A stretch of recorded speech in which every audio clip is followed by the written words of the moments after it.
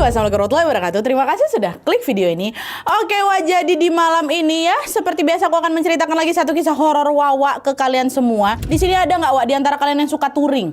Atau minimal jalan-jalan naik motor keliling kota gitu buat nyari angin? Pernah? Ada? Nah, kahwe yang akan aku bawakan ini, Wak, berkisah tentang dua anak muda yang hobi touring, hobi perjalanan jauh. Pada suatu akhir pekan nih, Wak, yang mereka berdua ini memutuskan touring ke luar provinsi sekalian untuk refreshing. Pas berangkat semua memang masih aman-aman aja, cuacanya bagus, jalanannya lancar, dan memang nggak ada firasat apa-apa. Tapi masalah baru muncul waktu perjalanan pulang, di mana pada saat itu mereka ini iseng milih jalan baru atau jalur baru dengan alasan biar tahu jalan aja gitu. Padahal sebelumnya ada nih beberapa orang yang ngingetin mereka untuk hati-hati ya, kayak gitu. Sayangnya peringatan itu mereka anggap ya udah cuman basa-basi aja atau cuman peringatan wajar aja, bukan sesuatu yang serius. Tapi siapa sangka pengabaian itu bikin mereka mengalami serangkaian kejadian horor di perjalanan pulang. Dan gak cuma di jalan aja, Wak, gangguan itu juga masih ngikut mereka bahkan sampai mereka pulang ke rumah. Nah, penasaran gimana kisah selengkapnya? Jadi tanpa berlama-lama kita langsung masuk aja ke ceritanya ya. Check it out.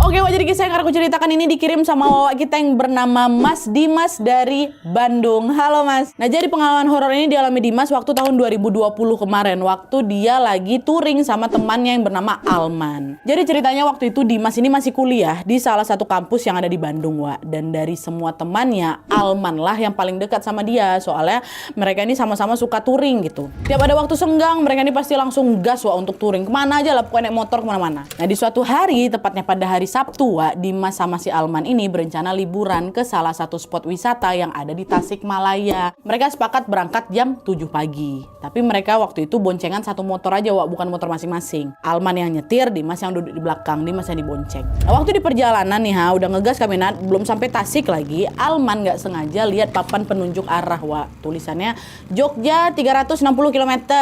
Alman ngomong ke belakang, "Weh, Wak, Jogja nggak terlalu jauh loh, mirip kayak PP Bandung Jakarta. Kalau kita ke Jogja aja gimana?" Kata si Alman. Betul kau. Kita nggak ada persiapan ini, kata Dimas kan. Nggak apa-apa, mumpung cuacanya lagi bagus, gas aja lah yuk. Ayo, kata Dimas. Tapi yang nyetir duluan ya, nanti gantian, kata Dimas. Adalah tuh, akhirnya betul, Wak. Nggak jadi mereka ke Tasik, mereka pun nekat pergi ke Jogja, berbekal sama Google Maps saja kami Nadia. Nah, menurut Maps, mereka ini bakal sampai di Jogja sekitar 12 jam lagi. Mereka sepakat buat nyetir gantian, 6 jam Alman, 6 jamnya Dimas gitu. Waktu itu Google Maps ini mengarahkan mereka lewat jalur selatan, Wak. Nah, jalur selatan ini adalah jalur panjang yang membentang dari Bandung sampai ke Jawa Tengah bagian selatan. Nah, pas berangkat ini, langit memang masih cerah, situasi jalan juga belum terlalu ramai.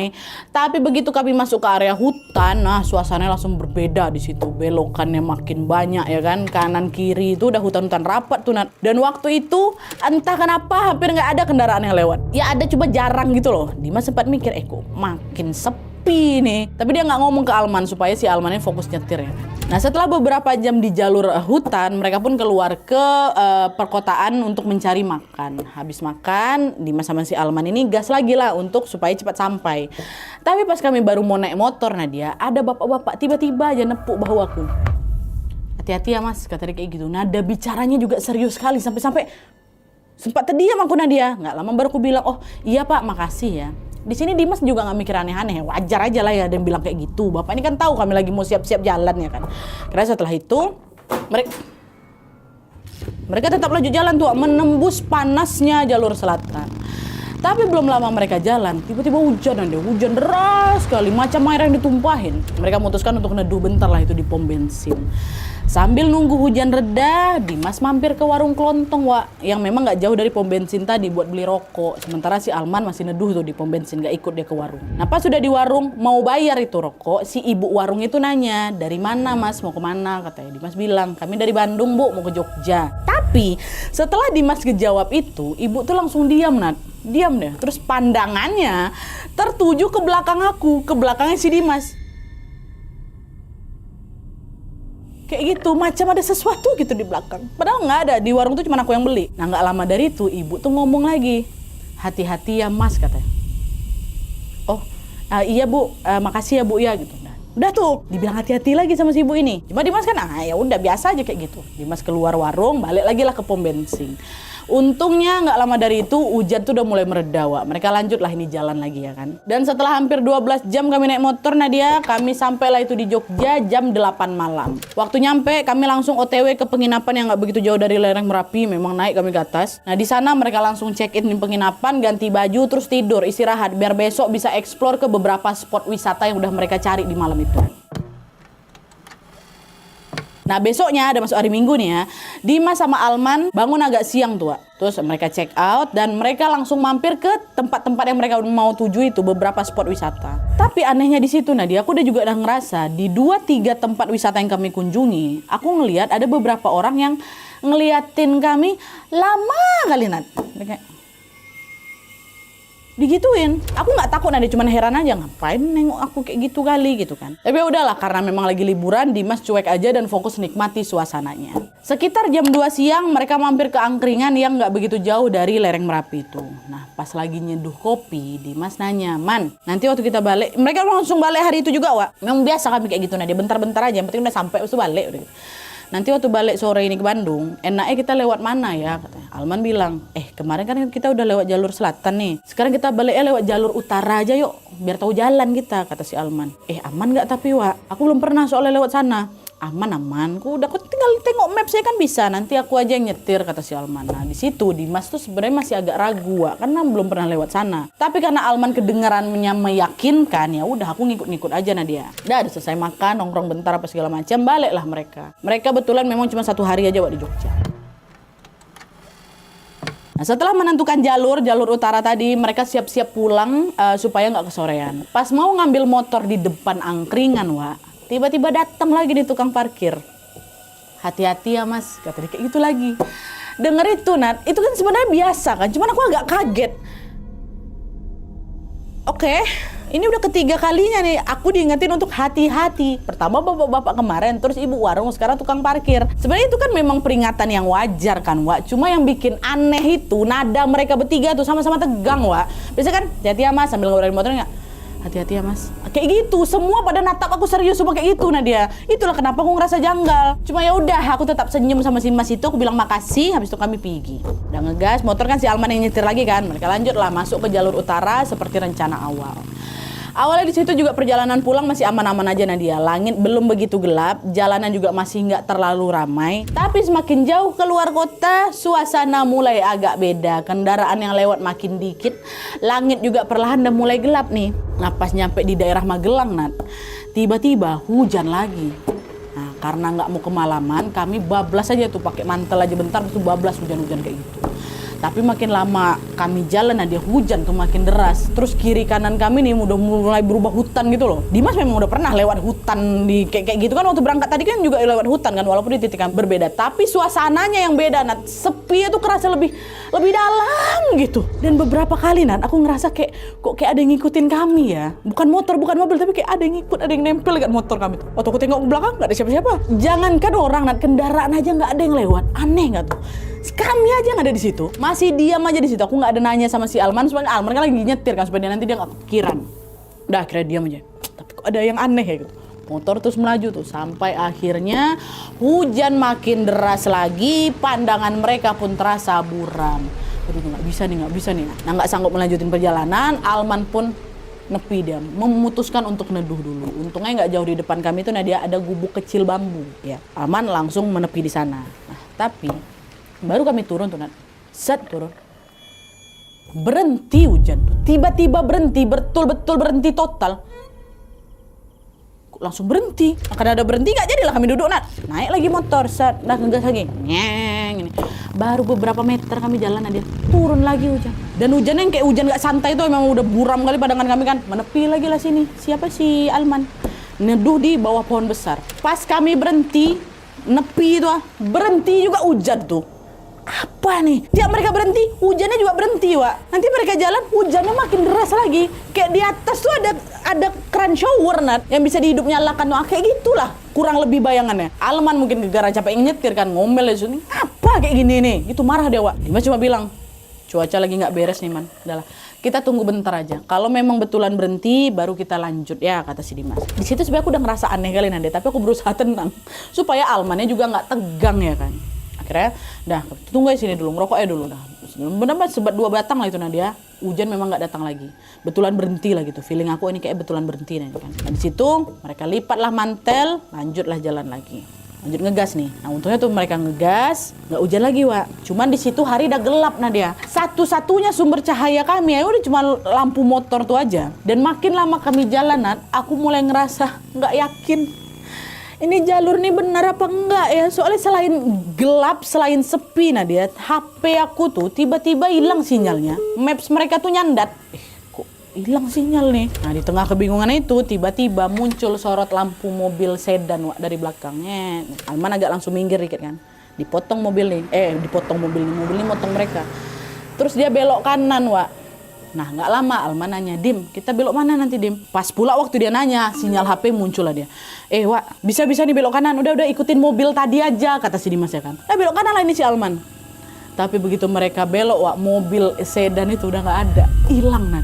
Orang masih nampak dia belok tuh, kami ikut juga belok, hilang. Itu mereka berdua kayak macam sama-sama tahu aja gitu kan, hilang mobil tuh nggak ada jejak. Cuman waktu kami belok kanan itu kami dihadapin lagi sama pertigaan Nadia, ada jalan yang ke kanan, ada lagi jalan yang ke kiri. Jalan ke kanan tuh maksudnya lurus tadi itu, terus ada jalan bebelah lagi, belok ke kiri. Alman nanya lagi, mobil tadi belok kemana ya Wak? Dimas langsung tengok ke kiri, jalan yang kiri kan. Ternyata di sana gelap, nggak ada lampu dan jalannya juga kelihatan agak macam nanjak gitu loh Nat. Sementara yang kanan, yang harusnya mobil tuh lewat sana itu jalannya datar. Tapi memang ada daun-daun kering yang numpuk-numpuk di jalan gitu. Dimas bilang, udah Wak belok kanan aja lah. Biasanya kanan lebih baik. Tangan kanan kan baik. Udah kanan aja. Dah Alman langsung belok lah ini, ngikutin perintah si Dimas. Baru beberapa meter kami masuk Nat, mereka langsung ngerasa janggal lagi. Jalan itu yang kelihatannya tadi mulus ya, memang cuma ada beberapa daun-daun ketumpuk aja. Rupa ya rusak parah, dan saking banyak daun kering yang numpuk di sana, motor kami tuh macam nggak bisa lewat tuh loh Nadia. Nggak betul ini kata si Dimas kan. Akhirnya dia ngomong, Man putar balik Man, kayak kita salah jalan ini katanya. Alman langsung putar balik tuh, balik lagi ke pertigaan tadi. Berhentilah di situ. Nah di situ Dimas coba buka maps lagi, buka kan, aduh sinyal tuh hilang timbul Nat. Nah di momen ini matanya si Dimas nggak sengaja ngelihat ke arah rumpun bambu yang memang nggak begitu jauh dari tempat mereka berhenti. Bambu-bambu tuh tinggi Nat ya, rapat-rapat semuanya dan hampir macam menutupi separuh jalan yang ada di situ kan. Terus nggak lama tiba-tiba Nat, terdengarlah suara laki-laki ngomong. Gitu Wak, suaranya jelas sekali Wak. Dan dari arahnya suara tuh muncul dari sela-sela bambu tuh lah. Dan yang dengar itu bukan cuma aku, Nadia, si Alman dengar juga. Wak dengar gak? Suara apa tuh? Gak tahu aku udah langsung naik motor lagi, dah gas saya. Jangan kau tengok ke sana ya katanya. Awak ada gemeter Nat. Digas lagi sama si Dimas. Tapi gara aku penasaran, aku lirik dikit lah itu pakai ujung mata Nat. Waktu aku lirik betul Wak, di bambu itu, di dekat rentetan bambu itu ada sosok hitam besar melotot ke arah aku, matanya merah, hitam besar kali, melebihi siapa itu lah, melebihi si bambu tuh. Langsung teriak, cepat man, udah belok kiri aja kata si Dimas ya kan. Alman langsung belok kiri, kita belok jalan kiri yang satu lagi tuh. Tapi baru dia ngegas, tiba-tiba ngerem sih, mendadak oleng gitu loh motor si Alman. Ngapa? Astagfirullah Wah, ada anak kecilnya berang. Waktu aku namanya udah nggak ada kata dia kayak gitu. Astagfirullahaladzim, aduh merinding aku. Udah Wak, istighfar. Cepat gas lagi kata si Dimas. Gas langsung siapa ini si Alman. Astagfirullah, sudahlah kami terpekik-pekik di jalan. Astagfirullahaladzim, doa dong. Lagi. Terus tiba-tiba si Alman ini pula, Wak, aku cium bangkai gak Wak? Cium bangkai kan? Iya aku cium. Udahlah diam aja kok, ngegas lagi cepat. Nanti diganggu kita nih. Kecium bau bangkai Nadia. Itu padahal kami ngebut ya. Bau bangkai itu macam ketempel di hidung kami itu ha. Jangan kau berhenti ya, fokus ke Alman ya. Si bawa udah kau diam aja cepat ngegas. Wow, langsung digas lagi sama si Dimas, sama si Alman. Untungnya beberapa saat kemudian udah agak tenang tuh ha. Udah gak ada lagi bau-bau busuk. Terus udah agak kayak lepas lah kami dari rasa ketakutan itu. Gak lama ada gubuk kecil di sebelah kiri kami Nadia. Terus di depannya itu ada lampu teras ya, warna merah lampu terasnya. Terus di depan gubuk tuh ada meja kayu yang biasanya kayak dipakai buat di angkringan gitu lah. Dah ada di situ, kelihatan lah, lumayan ikonik lah ya kan. Oh ada gubuk gitu. Coba kami lewat aja, nggak mau kami berhenti kan. Nah jalan lagi 5 menit kemudian nampak lagi gubuk yang sama. Ada lampu merah di depannya, ada meja kayu di depan tuh. Bahkan ada ember biru di pojokan gubuk tuh, ada ember biru. Ini bukan gubuk yang tadi ya, Wak. Mungkin mirip aja, Wak. Tadi soalnya aku nggak ada nengok ember biru. Ini kan ada ember biru. Mungkin beda, pasti beda. Nah, udah ngegas lagi aja kok. Lanjut jalan lagi nih. Tapi untuk ketiga kalinya ketemu lagi kami gubuk itu, ketemu lagi. Dan kali ini Alman sampai pelanin motor. Dipelaninnya motor ya, ditengoknya. Betul, ada lampu merah, ada meja angkringan, ada si ember biru itu. Wah, ini nggak iya nih. Ini tempat yang sama nih, Wak. Udah bingung kami di situ, Jalannya tuh nggak berubah. Kami tuh yakin terus saja, terus jalan lurus gitu. Nggak ada belok, nggak ada kemana-mana, lurus. Tapi itu lagi yang kami tengok 3 kali. Nah, sadar ada yang janggal, Dimas dapat ide. Berhenti kau, kata siapa? Kata si Dimas, kan nekat aku. Berhenti, berhenti, Wak. Turun dia. Di situ Dimas mau taruh botol minumnya, Wak. Botol minum yang dia bawa di atas si meja gubuk tadi. Tujuannya apa? Untuk nandain nih, apa betul kami stuck di jalur yang sama apa enggak nih, ya kan? Taruh dat botol minum aku di situ. Setelah taruh, sebat kita dulu, merokok mereka bentar. Udah tenang kau, lanjut kita lagi, gas, kata si Alman. Nanti kalau misalnya kita nggak lewat sini lagi gimana? Nggak apa-apa botol minummu, bantai nggak apa-apa. Dah yuk lah, ngeng gitu kan, gas lagi nanti. Semoga kami cepat keluar dari ini, paling nggak masuk pemukiman lah gitu kan. Ini hutan kiri kanan. Itu ngegasnya, pupus harapan tuh. Karena baru aja ngelanjutin perjalanan ini. Dari kejauhan kami udah tengok cahaya merah temaram, ya kan? Pas sudah agak makin dekat tuh, itulah gubuk itu. Gubuk yang baru aja kami lewatin di belakang, yang di atas mejanya ada botol minum aku, ada di situ. Iya, Wak. Cuman apa tuh? Di situ ada sesuatu yang sedikit beda. Di depan meja gubuk itu ada cewek, dia cewek berkebaya kain jari, rambutnya dikonde tapi acak-acakan, dan di tangannya ada keranjang bambu macam orang habis belanja tuh. Ada si cewek tuh. Ngelihat itu Dimas kaget, ngapa nih kok ada perempuan sendirian tengah hutan, tengah malam kayak gini. Pun kalau dia tinggal di rumah itu, rasanya tadi waktu kita ngerokok macam gak ada orang dekat gubuk tuh kan. Gubuknya kosong. Nah, mungkin lah itu orang pau. Si Alman nggak mau dia menepi, langsung ngegas dia tanpa mempedulikan botol minum aku di sana. Udah gas, gitu. Sementara ini, udah aku nunduk aja. Nggak berani waktu pas lewat itu, nggak berani si Dimas nengok ke kiri tuh. Tapi dari jauh aku udah nampak itu botol minum aku, dia khas warnanya. Nggak berani waktu lewat itu dia. Di kondisi setegang itu kami cuma bisa berdoa, ya Allah tolong kami, ya Allah keluarkan kami dari sini, ya Allah keluarkan. Alhamdulillahnya nggak lama itulah yang terakhir kali itu, setelah baca doa, jalan di depan pelan-pelan berubah. Pohon-pohon yang tadinya rapat kali itu mulai agak berjarak-jarak, mulai berkurang ya kan. Dan rumah-rumah warga pun udah mulai agak kelihatan di kiri kanan. Udah nggak hutan kiri kanan. Nah, nggak lama kemudian muncullah lampu-lampu kendaraan dari kejauhan. Baru ada yang ngelewatin kami. Wah, di situ alhamdulillah, Wak, udah lewat, Wak. Nggak diputarin lagi kita, kata si Alman. Berhenti dulu, Wak, nggak usah lanjut aja lah, katanya. Setelah mereka jalan beberapa menit, sampailah mereka ketemu papan penunjuk arah. Mereka langsung ngikutin papan itu dan akhirnya tibalah mereka di sebuah alun-alun kota B sekitar jam 11 malam katanya. Nah, karena kecapean, kedinginan juga ya kan, mereka memutuskan untuk berhenti di salah satu warung dekat sana untuk istirahat. Dimas pesan kopi, Alman pesan mie kuah sama gorengan. Nah, makan bentar istirahat. Selain mereka ada 2 bapak-bapak, Wak, dan 1 anak muda juga yang lagi duduk di warung itu. Nah, pas kopi ini datang, aku macam masih nggak enak gitu perasaan aku, cuman putar-putar gelasnya karena aku menung aja, masih kayak shock, masih agak kayak trauma gitu lah sama kejadian tadi kan. Dia memang mau nampak lah gelisah ya. Terus nengok itu bapak dekat sebelah aku itu negur, ngapa Mas? Aman kok itu kopinya, nggak diapa-apain, kata dia kayak gitu. Kita orang sini juga, tiba-tiba kayak gitu. Nah, dia bingung aku kan, ngapa pula dia mikir kayak gitu. Orang aku lagi shock sama kejadian tadi, kok bukan gara-gara takut kopi aku diapa-apain ya kan. Tapi udah Dimas cuma, iya Pak, enggak kok gitu. Nah, seolah tahu apa yang baru saja Dimas alami, Wak, si bapak ini nanya lagi, kok lewat sini Mas? Kenapa-napa nggak tadi di dalam? Kata dia kayak gitu. Kaget lah aku, Nadia, tapi aku masih berusaha santai. Oh, nggak ada apa-apa kok Pak. Ngapa emang Pak? Gitu kan. Bapak dan si penjual angkringan ini saling pandang bentar. Terus nggak lama bapak ini ngomong, Mas belum tahu ya? Biasanya nih yang mampir ke warung ini pasti habis nyasar dari hutan, Mas. Dan hutan yang kalian lewatin itu bukan tempat biasa. Alas roban itu, Mas. Terkenal mistis di dalam tuh. Hah? Mistis gimana Pak? Nah disitulah si bapak penjual angkringan tuh cerita. Kalau jalur yang kami lewati tadi tuh Nadia, itu masih bagian dari Alas Roban, hutan yang memang terkenal seram dari zaman dulu ya kan. Dan sejak tol Trans Jawa itu dibuka, jalan lamanya ini makin sepi, gara-gara orang-orang lebih milih lewat jalan tol. Dan yang lewat Alas Roban itu biasanya cuman warga sekitar aja. Itulah kenapa tempat itu terasa jauh lebih sepi dan lebih sunyi lagi. Dan si bapak tadi tuh yakin kalau ada yang mampir ke warung aku ini terus mukanya panik, bengong kayak si Dimas itu pasti bukan warga sini.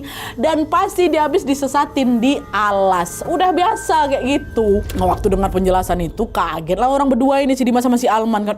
Astaga gitu kan. Kami nggak tahu kalau jalur tadi itu Alas Roban. Soalnya entah kenapa di maps mereka tuh ya memang nggak ada infonya. Kan map kan juga nggak kami tengok ini masuk bagian sini nggak kan, dari jarak jauh aja kan kok jalurnya ke sini gitu. Pun lagi di jalan nggak bisa ngamatin map kali. Pokoknya mereka tengok jalur birunya aja. Mereka pikir itu hutan biasa. Akhirnya setelah tahu cerita itu, aku sama si Alman ya merinding tapi juga agak lega kan. Meskipun kami mengalami kejadian janggal, setidaknya kami nggak kenapa-napa ya kan. Cuman ya tadi itulah diliatin sosok, terus diputarin beberapa kali, nggak sampai kayak diganggu ekstrim kali. Akhirnya setelah ngobrol, sambil istirahat juga bentar kami di warung itu, jam 2 paginya kami langsung memutuskan untuk balik, melanjutkan perjalanan. Menurut Google Maps, harusnya kami tuh sampai Bandung tuh sekitar jam 7 atau jam 8 pagi Nadia. Tapi ternyata mereka baru sampai di Bandung sekitar jam 3 sore di hari Seninnya. Padahal dari kota BKP ini ke Bandung tuh kami nggak ada berhenti loh Nadia, nggak macet juga, dan juga udah nggak nyasar lagi di hutan. Cuma memang entah kenapa kami ngerasa kayak perjalanan tuh panjang kali, lama kali nggak nyampe-nyampe. Macam jalan lurus antar provinsi tuh nggak habis-habis gitu jalannya. Tapi nih waktu mereka nyampe Bandung, nyampe rumah masing-masing, keanehan itu belum berhenti Wak. Baik Dimas maupun Alman sama-sama ngerasain kejadian aneh untuk kesekian kalinya. Jadi Wak, pas udah nyampe di rumah, Dimas mandi ya kan. Dimas mandi, rebahan dia bentar, terus tiduran lah dalam keadaan badan masih pegal-pegal kali, badan aku remuk badan aku Nadia. Nah di dalam tidur itu dia mimpi. Dimas ngerasa ada di tempat gelap kayak ruangan kosong gitu Nat. Terus cuman ada sedikit cahaya lampu yang redup gitu. Nah belum sempat Dimas bergerak, dari kejauhan terdengar ada suara langkah kaki. Diseret tapi Nat langkahnya seret. Nggak lama muncul nenek-nenek. Pucat mukanya dia, matanya melotot, terus bajunya tuh macam terbuat dari pelepah pisang tuh loh, pelepah pisang yang kering. Setiap kali dia bergerak, ada suara gesekan halus, kayak daun kering gitulah yang diseret di lantai. Set. Nah makin lama si nenek ini makin dekat ke aku. Nah, jalannya pelan, tapi matanya terus ngadep ke Dimas tanpa ngedip. Tiba-tiba nenek ini ngomel, pakai bahasa Jawa. Nggak ngerti aku Nadia, tapi aku tahu itu bahasa Jawa. Suaranya tinggi, pendek-pendek, maksudnya penggalan yang dia bilang tuh pendek-pendek, kayak orang lagi marah kayak itulah. Nah di situ Dimas pengen lari di mimpi itu, tapi macam kayak nggak bisa bergerak gitu. Nah di badan aku macam berat, napas aku juga udah mulai sesak tuh. Nenek itu terus maju sampai dia udah dekat kali sama badan muka aku Nadia. Bahkan aku bisa ngerasa hembusan napas si nenek itu di pipi aku. Belum sempat Dimas nih ngapa-ngapain, nenek tuh tiba-tiba macam ngangkat tangan, macam mau nampar aku Nadia. Mau gini dia kan. Dan pas sebelum dia nyampe pipi aku Nadia, terbangun keringat dingin, napas aku udah ngos-ngosan, badan aku bergemetar.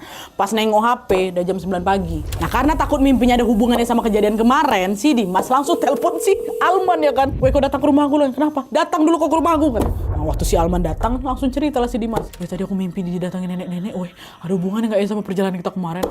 Di situ ternyata, aku juga mimpi itu Dimas, kata si Alman. Sama Wak, mereka mimpikan sosok yang sama, ciri-cirinya sama, matanya melototkan, iya, kulitnya keriput kan, iya, dia pakai baju apa? Pelepah pisang Wak, pelepah pisang kering kan, iya sama. Dengar itu Dimas sama Alman sadar betul, pasti sosok nenek ini ada kaitannya sama mereka yang sesat di alas kemarin tuh. Aduh, ini ada yang nggak betul nih Wak. Udah yang penting kan kita selamat, cuma datang dari mimpi aja, banyak-banyak doa aja lah kita, yuk wudhu kok, sholat kita, kata si Alman. Aku lakukan tuh dia sholat, aku kan takut kenapa-napa. Hari-hari setelahnya Alman sama Dimas balik lagi ke rutinitas mereka kuliah, mereka main, kadang-kadang juga mereka touring lagi nih. Meskipun berusaha melupakan kejadian waktu itu, tapi tetap aja kami berdua masih agak kepikiran Nadia, karena nggak pernah kami diganggu kayak gitu selama touring. Dan bukan cuman itu aja Wak, soal si nenek tadi itu rupanya masih sering muncul juga di mimpi mereka. Masih. Dan sampai di titik itu pun Alman sama Dimas nih masih nggak tahu ngapa mereka disasarin kemarin, kenapa lihat mbak-mbak bekonde, dan kenapa si nenek yang sama ini selalu muncul di mimpi mereka. Mereka nggak tahu, mereka mencoba melupakan, tapi mereka sebenarnya masih kepikiran. Baru sampai 2 tahun kemudian Nadia kejawab itu kenapa. Jadi waktu itu di suatu sore Alman lagi main ke rumah kawannya namanya Robert. Mereka ngobrol ya kan, dan lama-lama nyerempet lah nih ke obrolan mistis. Nah di situ Alman cerita tentang kejadian pengalaman kami yang waktu sesat di alas itu. Nah waktu dia cerita, orang tuanya si Robert itu lagi ada di situ, nimbrung juga dengerin obrolan aku. Nah begitu Alman selesai cerita, mamanya Robert bilang, mama si Robert ini Nadia, indie home juga, dia maksudnya punya, bisa tahu lah kayak gitu. Mas, jalur yang kalian lewatin itu memang dijaga. Kalau orang luar masuk tanpa izin, biasanya diputarin, terus sampai nggak bisa keluar loh mas. Tapi kalian dilepas, soalnya kalian ada yang ngejagain. Kaget si Alman di situ kan, maksudnya gimana bu, dijagain siapa? Di situ Ibu Robert bilang, waktu si Alman cerita barusan ini, dia ngerasa ada sesuatu yang ikut sama si Alman, tapi bukan yang jahat. Menurut penglihatannya si Ibu Robert tuh, Alman ini, kawan aku nih Nat, punya penjaga dari leluhurnya, sosok kakek-kakek yang ngejagain si Alman ini. Bingung si Alman kan, kok beda, yang muncul di mimpi kami kan nenek-nenek bu katanya. Ibu si Robert jawab lagi, ya memang beda sosoknya. Kakek-kakek itu penjaga dari leluhur kau. Nah nenek-nenek yang datang ke kalian itu penghuninya, salah satu penghuni alas Roban tuh. Masih menurut ibunya Robert, Dimas sama si Alman itu diganggu gegara energi penjaga si kakek-kakek Alman ini bentrok sama penghuni yang ada di alas. Sosok-sosok di alas marah nggak suka dia nengok si yang ngikutin si Alman ini, yang ngejagain si Alman ini, maka yang mereka disesatkan di situ. Kalian masih beruntung loh dek, kata mama si Robert, masih beruntung kalian nggak sampai terluka fisik dan kalian masih bisa balik ke dunia manusia. Dari dengar itu waktu aku diceritain sama si Alman, udah nggak mau lagi aku ambil rute yang serandom itu. Sekarang nih kalau aku mau touring, aku harus pilih dulu jalur perginya lewat mana, jalur pulangnya lewat mana. Udah kita pilih jalur yang rame, yang biasa dilewati orang. Gak usah pandai lah aku Alman buka-buka jalur baru, kata tengok coba-coba jalur baru, nggak usah. Nah soal yang si ibu-ibu warung nengok di belakangnya si Dimas itu apa, itu aku nggak tahu Nat. Aku nggak tahu juga, mau tanya sama siapa aku. Oke, jadi itu tadi kisah Dimas dan Alman yang tersesat di alas ini Dari kejadian mereka kita bisa belajar satu hal penting ya. Perjalanan itu bukan cuma soal sampai tujuan, tapi juga soal gimana kita menghargai tempat-tempat yang kita lewati.